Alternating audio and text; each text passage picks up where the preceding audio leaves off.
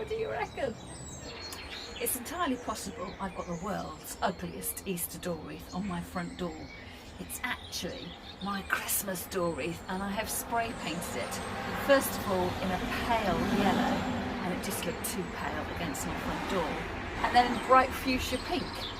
Not entirely sure I like it. In previous years I have had a ribbon wreath on there, actually made with these ribbons, the yellow, the green and a pink one too, but I sold that ribbon, I sold that wreath in a Facebook Live, and it's now living overseas. So I'm making do with this. I quite enjoyed recycling and reusing something, just the fun and the gimmick, and seeing how long I get my Christmas door wreath to last. So here I am filming at my front door. The traffic's going past in the morning, and I wondered whether you fancied coming on inside, and I'll show you what other Easter decorations I've got in place.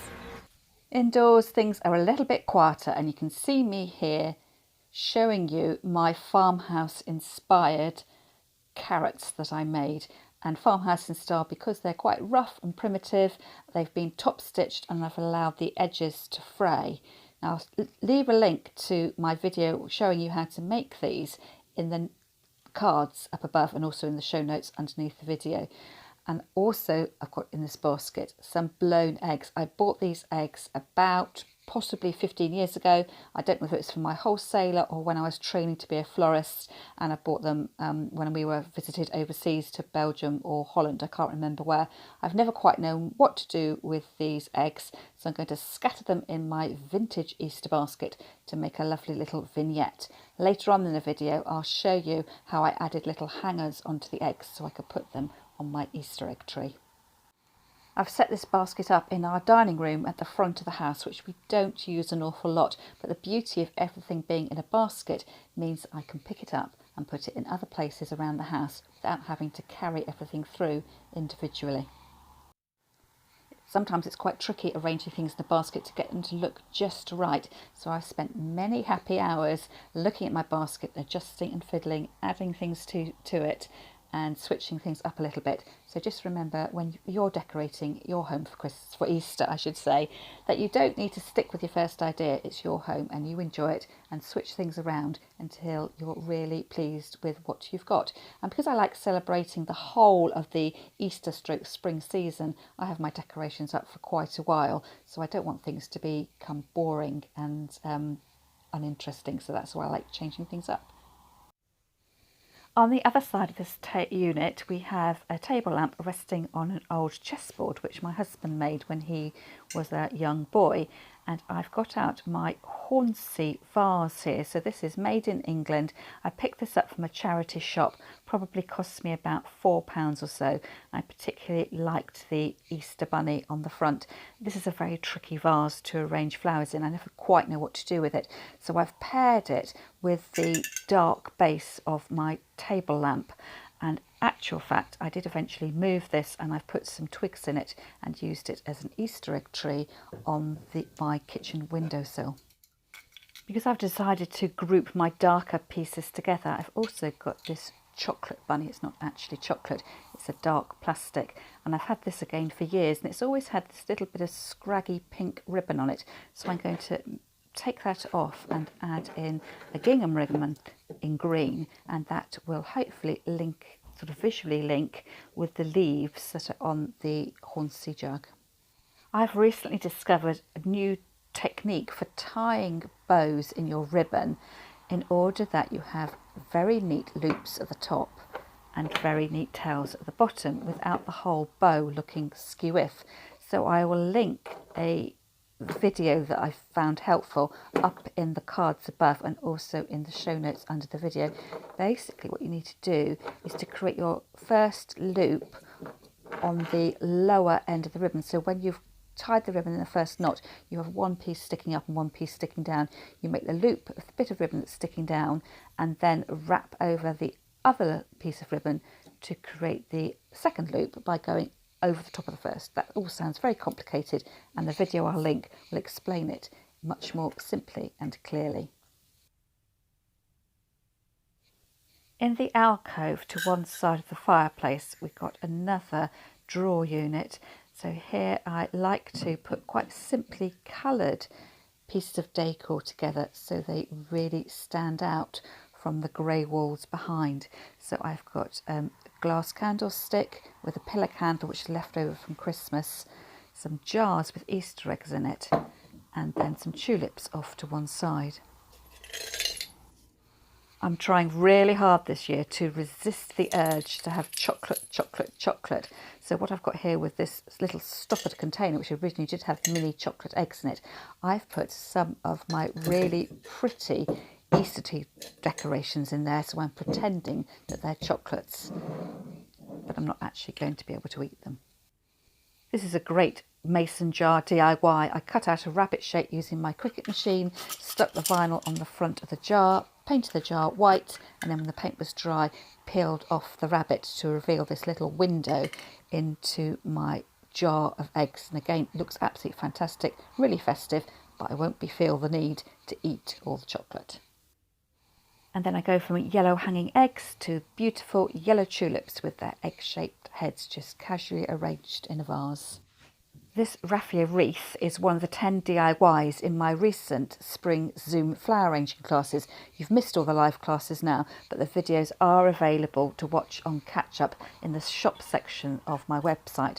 And this is attached to the wall using command hooks. And I've got a really long glass test tube which I'm filling up with water, and then I'm going to add a single yellow daffodil. And this is one of the casualties from when my husband mowed the lawn yesterday. And this is what my mantelpiece looks like. It's a little bit of riot of colour. You can tell that I have got a youngish family, so we're still in colourful mode, and there's still some sort of memory pieces here. A couple of trees that we've got. I've got some vintage glassware that I've had up since Christmas, and I've put some papier-mâché eggs inside. Another candle left over from Christmas, a print from of the Guildhall in Faversham where I live by a local artist, and lots of other little interesting bits and pieces, and I'll show you a close-up as we go. So I've been blowing eggs recently, and again this is a project from my Zoom spring classes, decoupage, and I think it looks really quite good with the blue on the egg, with the blue on the background of the print behind. And then another little egg here set into a terracotta pot on a bed of moss. And this one is, I've used dimensional fabric paint, and if you're interested in using it, it comes out in a squirty tube, a bit as if you're using a piping bag, and I'll leave a link to that in the show notes underneath the video. And here is the first of my two trees. I think that probably came from TK Maxx, and we've added on some googly eyes from many years ago. And then little stacks as well. You'll notice a stack of tiles here underneath my vintage glassware. There was a stack of books just lifting the trees up a little bit. And again, these eggs were another find in my local wholesalers, which have really been sitting in the box for ages and ages. And this little pair of rabbits was a gift from a friend many years ago, and a little cardboard cutout tree alongside. And then right at the end there's another mason jar, and this time I've done the reverse, and I've left a black rabbit on the clear jar and filled it with all my sparkly eggs, which again I can't eat, they're not chocolate. That's all I've got in my dark north-facing dining room, so let's move on to my sunny south-facing living room.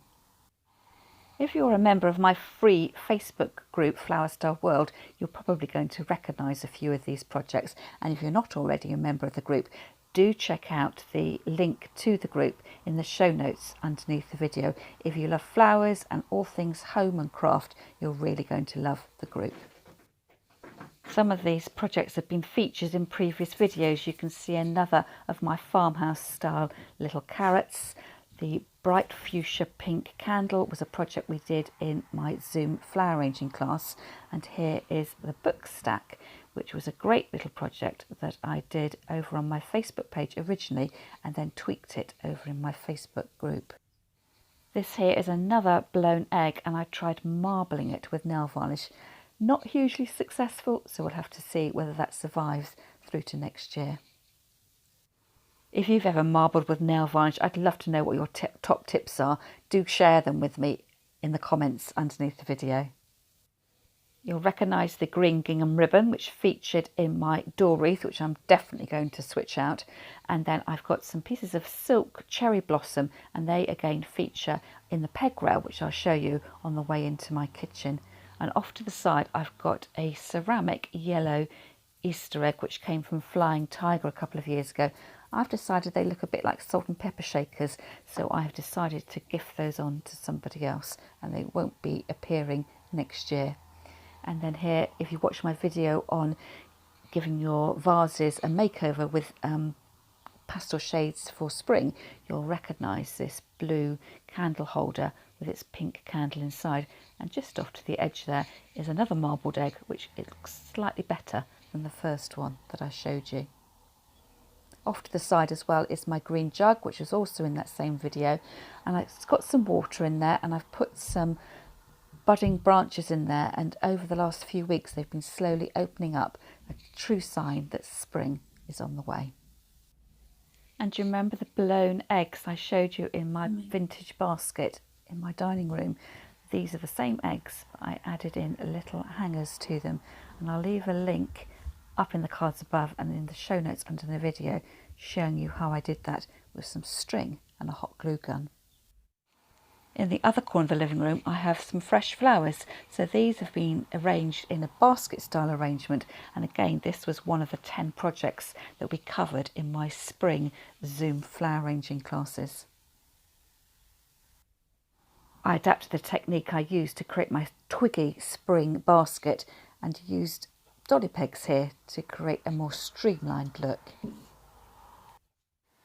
And here's the cherry blossom stems I mentioned earlier. I've woven them through the little pegs on this peg rail, and I've added in little cones, fabric cones, which I can fill up with little Easter eggs. And I've also got these honeycomb balls shaped like Easter eggs, and a couple of flat ones, which are really handy because it's not particularly wide, this section of the corridor that leads over into my kitchen.